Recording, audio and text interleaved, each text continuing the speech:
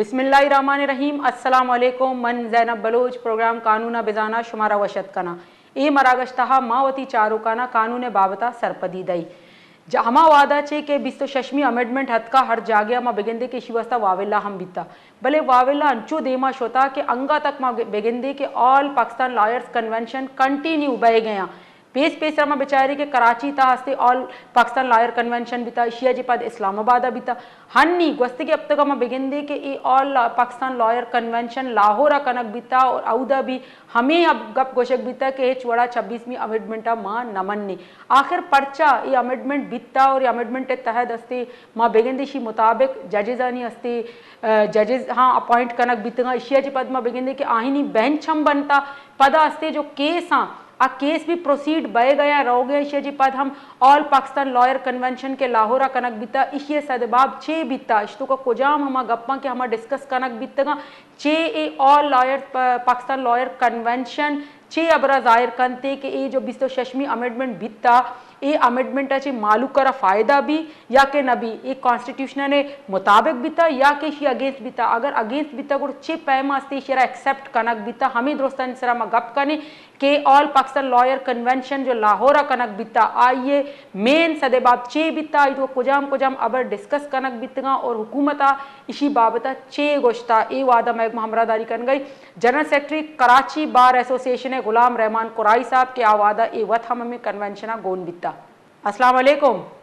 जी वालेकुम सलाम। जी रहमान कुराई साहब, सर आपको खुशामदीद कहते हैं प्रोग्राम में। सर ये ऑल पाकिस्तान लॉयर कन्वेंशन जो लाहौर में हुई थी उसमें आपने भी शिरकत की थी, तो इसका सदेबाब क्या है, क्यों ये कन्वेंशन पहले कराची में फिर उसके बाद इस्लामाबाद में और अब लाहौर में, तो आप थोड़ा हमें वाज़ा करेंगे कि इस कन्वेंशन का मकसद क्या था रखने का और यहाँ पे जो बातें हुई थी उनके हवाले से। जी बहुत शुक्रिया मैडम ज़ैनब। इसमें दो बड़ी इम्पोर्टेंट चीज़ें हैं कि ये कन्वेंशन पिछले साल भी हुए थे और आपने अगर थोड़ा माजी में नज़र दौड़ाएं तो आपको एक चीज़ ज़रूर उसमें याद आएगी कि जब भी कोई ऐसा डिक्टेटर का दौर आता है या आइन शिकनी होती है तो उस आइन शिकनी के बाद वकला हमेशा इस चीज़ के ऊपर हमेशा सामने रहते हैं कि अदालतें आज़ाद हों, कवानीन लोगों के फंडामेंटल राइट्स पे हों। आज जिन इश्यूज को हम फेस कर रहे हैं उसमें 26वीं तरमीम के बाद जिस तरह से कोर्ट्स कंट्रोल में आ गई हैं और फिर आपके सामने पीका एक्ट है, आपकी सहावत के ऊपर एक हमला कर दिया गया है, फिर अभी एक माइंस एक्ट आ रहा है जिसमें बलूचिस्तान, गिलगित, कश्मीर, ये इस तरह की जो भी वहाँ पे मादी वसाइल होंगे और स्पेशली इसका जो असल मुहरकात थे वो ये थे कि कॉर्पोरेट फार्मिंग के जरिए ज़मीनें देके एक चोलिस्तान एरिया आबाद किया जाए और उसको आबादी करने के लिए आपको फिर पानी वो जो आपने डेल्टा तक छोड़ना है उसका मुंह मोड़ दिया जाए और वो उनकी यूटिलाइजेशन जो है वो स्पेशल भी किसी ऐसे इदारे को दे दी जाए वो जो कि वैसे इस मुल्क पे काबिज रहे हैं उनके वसाइल पे, जिनका आइन में काम सिर्फ और सिर्फ हमें संभाला है। तो ये तमाम कन्वेंशन इन इश्यूज पे हैं कि हम सेगमेंट वाइज जो इश्यूज पैदा हो रहे हैं उसमें लीगल फ्रेटर्निटी कम अज कम अपनी आवाज़ उठाएं और उनको चैलेंज करें, लेकिन अलमिया ये है कि चैलेंज किसके सामने करें, इन कैद अदालतों के सामने जिनकी अपॉइंटमेंट और जिनकी तश्कील अब भी पार्लियामेंटेरियंस के पास है और जो कि कठपुतलियां बन के बैठी हुई हैं। जी गुलाम रहमान कुराई साहब, ये जो हम अगर देखें तो ये बेसिकली जो कन्वेंशन रखी गई थी उसका मेन जो सदेबाब था वो 26वीं अमेंडमेंट के हवाले से था या कॉर्पोरेटिव फार्मिंग के हवाले से था? देखें इसका सदेबाब आपकी 26वीं civil military trial, corporate farming, इन तीन इश्यूज पे था मेजरली। जी तो अच्छा, तो इसमें जो 26वीं अमेंडमेंट है वो तो हो गई है, असम्बली ने बिल भी पास कर दिया, तो आप नहीं समझते कि अब अगर ये कन्वेंशन होंगी तो इसका क्या असरात आएंगे सामने? देखिए अगर कर दिया है तो वो कोई आज़ाद नहीं हुआ है, उसके अंदर फॉर्म 47 के वही लोग हैं जिन्होंने अपने आप को रोकने के लिए जिनके इलेक्शन की पिटीशंस चलनी थी आज़ाद अदालतों में अब नई बेंचेस बन गई हैं जो कि पॉलिटिकल जजेस के हाथों चल रही हैं। तो जब इन चीज़ों को देखते हैं तो हमें ये समझ में आता है कि आपकी ना सहाफ़त आज़ाद है, ना आपकी अदालत आज़ाद है, ना आपकी सियासत आज़ाद है जी। तो इस वजह से ये कन्वेंशन अगर ये असम्बली को 2 साल बाद किसी के अहकाम के बाद बदलना पड़े तो बेहतर ये कि आज ही बदल लें ताकि लोगों को कम से कम ये समझ में आए कि हमने अगर अपनी 199 की पिटीशन फाइल करनी है तो एग्जेक्टिव के खिलाफ तो वही एग्जेक्टिव में ये जज तो नहीं लगा के बैठी। आज मुझे आप 199 के अंदर बताएं कि आपको कॉन्स्टिट्यूशनल पिटीशंस में डिवाइड इसमें से नॉन प्रोसिक्यूशन के अलावा कुछ नजर आते। दूसरा, वो सिंध के अंदर ही उसका इतलाक हुआ है, बाकी कहीं पे भी नहीं हुआ कॉन्स्टिट्यूशनल बेंचेस का इतलाक। तो ये है जहाँ पे उस कोलिशन गवर्नमेंट को उनकी करप्शन करने के लिए उनके हिसाब से कॉन्स्टिट्यूशनल बेंचेस में जजेस बिठाने की इजाजत दे दी गई है। लेकिन कुरैशी साहब, अगर हम देखें यहाँ पे जो ये बिल जो पास हुआ था उसके बाद तकरीबन वकला जो थे उन्होंने एक्सेप्ट भी किया है। अगर ये ऑल पाकिस्तान लॉयर कन्वेंशन हो रही है तो हम देखें कि यहाँ पे Sindh high court bar, KP के हाई कोर्ट बार और इसके बाद बलूचिस्तान हाई कोर्ट बार, इनमें से भी सबकी शिरकत मौजूद थी या सुप्रीम कोर्ट बार ये हमें नजर नहीं आए, तो वजह क्या है इसमें? दो चीजें हैं। आपके PMLN से रिलेटेड वो गवर्नमेंट, आपकी सुप्रीम कोर्ट का सदर उनसे रिलेटेड है, इंडिपेंडेंट ग्रुप। वो गवर्नमेंट के इस वक्त जो है एक समझें कि प्रॉक्सी बने। आपकी सुप्रीम कोर्ट, अच्छा हाई कोर्ट वैसे डीमिंग क्लॉज में आती है। आपकी मेजर होती है डिस्ट्रिक्ट बार, जहाँ पे आपके ट्रायल्स और केसेस होते हैं, जो वकील इन तमाम इशूज को देख रहे होते हैं। वो पहले भी कन्वेंशन करते रहे, पहले भी इन चीजों को करते, और हम पिटीशन भी फाइल करके बैठे हुए कि फुल बेंच हो, उस फुल बेंच में ये वाली कॉन्स्टिट्यूशनल जजेस ना बैठे हुए, बल्कि पूरी बेंच बैठी और पुराने जजेस बैठे, ताकि अपने फेलो जजेस पे जो कि पहले से बैठे उन पे यकीन एतमाद हो, फैसले हो, और वो फुल रुकनी कंप्लीट बेंच फिर उसके ऊपर डिसीजन दे। तो सर, अभी अगर हम देखें तो ये आईनी बेंच अगर बन गई है या अमेंडमेंट हो गई है तो जजेस की तादाद को भी बढ़ा दिया गया, आप नहीं समझते कि इससे जो है लोगों को इंसाफ इजी फराम किया जाएगा? देखिए, इंसाफ का होना बहुत इसका दारोमदार इस चीज के ऊपर होता है कि आपके जो जजेस हैं वो उस लिहाज से किसी पॉलिटिकल पार्टी और एग्जेक्टिव में उनका कोई कंट्रोल ना हो। आज आपकी जब तश्कील दी जाती है सुप्रीम कोर्ट में या हाई कोर्ट में चीफ जस्टिस की, तो वो तीनों जजेस जो हैं वो भागदौड़ लगाते हैं पहले पॉलिटिकल हाउसेस में और एजेंसीज के थ्रू वो क्लियरेंस लेके आना चाह रहे होते हैं। जब आपकी इस तरीके से वहां पर तकरीरी हो रही है तो आप उनसे प्रोमिसेस करते हैं, आप उनके काम के मुताबिक पहले ही कॉम्प्रोमाइज होकर बैठते हैं। देखिए कि हम कोई फैसला ऐसा पिछले 2 साल से 3 साल से नहीं दे रहे कि जिसकी वजह से आपकी जी हुजूरी में या आपकी शान में कोई ऐसी गुस्ताखी आपको महसूस हुई हो और हम चीफ ना बन सकें। तो ये सारी चीजें उस चीज का एक हिस्सा है। उसके बाद जब आप अपॉइंट होते हैं तो वो पहले अगर कोई ये आर्ग्यूमेंट देता है कि किसी माफिया से जजेस आते थे, तो आज के दिन मुझे आप ये बताएं कि आप अगर सिटिंग गवर्नमेंट में हैं तो आपने अगर किसी पॉलिटिकल पार्टी के साथ 15-20 साल नारे मारे होंगे और आपने वकालत कर ली है, तो वो आपको नवाजने के लिए जस्टिस बना देंगे और फिर आप जस्टिस अच्छे साबित होते हैं नहीं होते हैं वो आपकी वफादारी के ऊपर। जी ठीक, बहुत बहुत शुक्रिया आपका सर, आपने हमें टाइम दिया, हमें ज्वाइन किया। दमैगमा हमरादारी कर गया गुलाम रहमान कुराई के जनरल सेक्रेटरी कराची बार वत हमूदा मौजूद हम बिता ऑल पाकिस्तान लॉयर कन्वेंशन के लाहौरा कनक बिता इशिए मेन मुद्दा के अंचो आई हमारा गो के ये अस्ती 26वीं अमेंडमेंट और दूमी अस्ती कॉर्पोरेटिव फार्मिंग के खिलाफ अस्ती ए ऑल पाकिस्तान लॉयर कन्वेंशन ए कनक बिता। बोले सवाल अदा ये बिते कि चे ए ऑल पाकिस्तान लॉयर कन्वेंशन तो का अमा के द्रो वकीला खास करके द्रो बार एसोसिएशन सा आ दुरुस्तानी मुद्दा यक्के बिता या के आईनी गप देगरा और इदे गप देगरा हम शीसरा अंगा हम गप कनी वादा मैगमा हमरादारी कर गई सीनियर एडवोकेट सईद अहमद कियानी साहब के आई करा जसपुर्स कनी। अस्सलाम वालेकुम सर। वालेकुम अस्सलाम सर, आपको खुशामदीद कहते हैं प्रोग्राम में। सर, आज हम बात कर रहे हैं ऑल पाकिस्तान लॉयर कन्वेंशन जो लाहौर में हुई, उससे पहले इस्लामाबाद, उससे पहले कराची में हुई। तो इसका सदेबाब जो था वो यही था कि 26वीं अमेंडमेंट के और कॉर्पोरेटिव फार्मिंग के। तो आप क्या समझते हैं कि ये जो 26वीं अमेंडमेंट की गई है इसके लिए इतना वाविला क्यों मचा हुआ है? देखें, ये जो 26th अमेंडमेंट हुई है जी, ये ऐसे ही हुई है कि किसी ने कह दिया है तो उसको अमेंड कर दिया गया जी। सबसे पहली बात तो ये है जी। अब दूसरी बात ये है कि एक PLD 2010 सुप्रीम कोर्ट 1165 पे ऑलरेडी इस तरह की एक अमेंडमेंट थी जो कि 18 रुकनी सुप्रीम कोर्ट के बेंच ने उसको स्ट्राइक ऑफ किया हुआ है जी। ठीक है जी। अब उसमें बहुत सारे चीजें डिस्कस हुई हुई हैं। उसमें से सबसे आम चीज ये है कि देखें इसमें लिखा हुआ है कि जी according to an exalted position to this value, the Constitution, its very preamble, laid down that the independence of the judiciary shall be fully secured. जी. अब सबसे पहले तो आम कॉन्स्टिट्यूशन के प्रीएम्बल की बात करते हैं. बिल्कुल.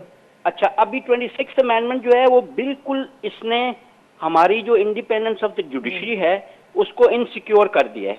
बिल्कुल. ठीक है जी. अच्छा, अब आगे आते हैं. इसी फैसले में इन्होंने 18 अमेंडमेंट में ये लाया था, इसको सुप्रीम कोर्ट ऑफ पाकिस्तान ने टर्न डाउन किया. उसके बाद बड़ा डिटेल वो ऑर्डर आया उस पर, और उसमें जितनी बहुत सारी बार काउंसिल और वकला थे जो पार्टी बने थे.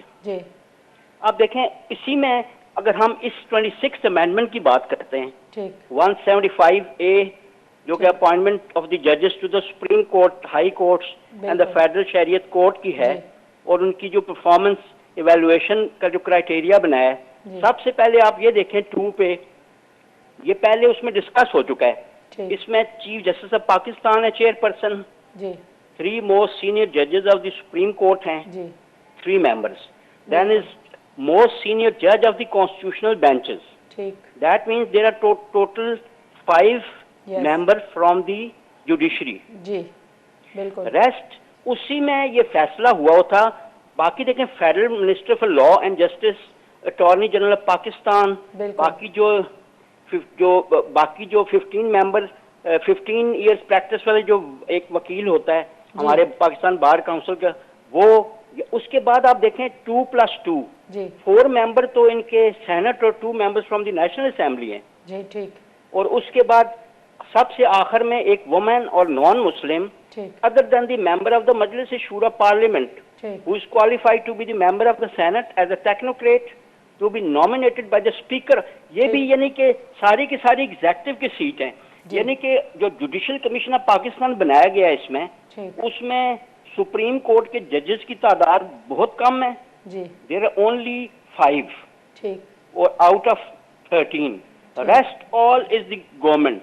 ठीक है.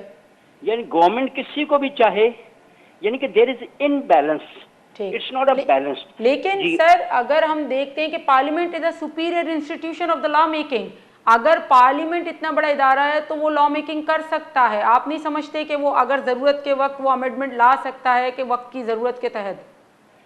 बिल्कुल ला सकता है. बिल्कुल. देखें, पार्लियामेंट बिल्कुल ला सकता है, लेकिन सब्जेक्ट टू द कॉन्स्टिट्यूशन है. बिल्कुल. कॉन्स्टिट्यूशन में जब 3 चीजें डिफरेंट हैं, उन्होंने कह दिया है कि the judiciary has not been made part of the executive और द लेजिस्लेचर. ठीक है, ये चीज डिस्कस हुई है. Article 7 of the constitution, its separation from the executive was made a constitutional command. Article 173 and right to fair trial is acknowledged as one of the fundamental rights. Article 10A. अब कोई भी कानून ये बना सकते हैं, लेकिन ऐसा कानून नहीं बना सकते कि जिसमें दूसरा जो अदारा है जो इंडिपेंडेंट है उसके काम में इंटरफेयर कर सकते हैं.